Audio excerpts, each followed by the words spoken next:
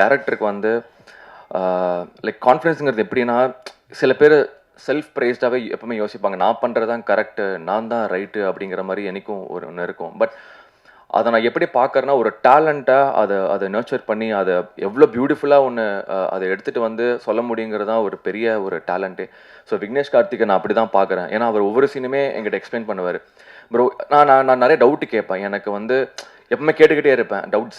இது ஏன் இப்படி, இது நான் ரொம்ப அது ஏன் தெரில, என்னோட பிஹேவியரா, என்னோட கேரக்டரா, ஒவ்வொரு படங்கள் பார்க்கும்போது கூட ஏன் இது இப்படி நடந்துச்சு, ஏன் இது இப்படி பண்ணாங்க அப்படிங்கிற கேள்வி நிறையா வந்துகிட்டே இருக்கும். பட் விக்னேஷ் வந்து அவர் அவ்வளோ கான்ஃபிடென்ட்டாக ஒவ்வொரு விஷயம் சொல்லி இது ஒர்க் அவுட் ஆகும். அதே மாதிரி தான் என்னோட இன்ட்ரடக்ஷன் சீனுமே அது அவரோட ஐடியா தான் அது.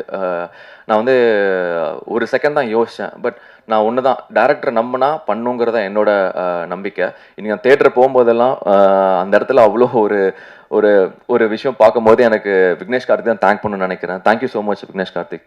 நீங்கள் வந்து யூஆர் ட்ரூலி பிரில்லியன்ட். உண்மையிலேயே இன்னைக்கு ரொம்ப ஹாப்பியாக இருக்கேன்.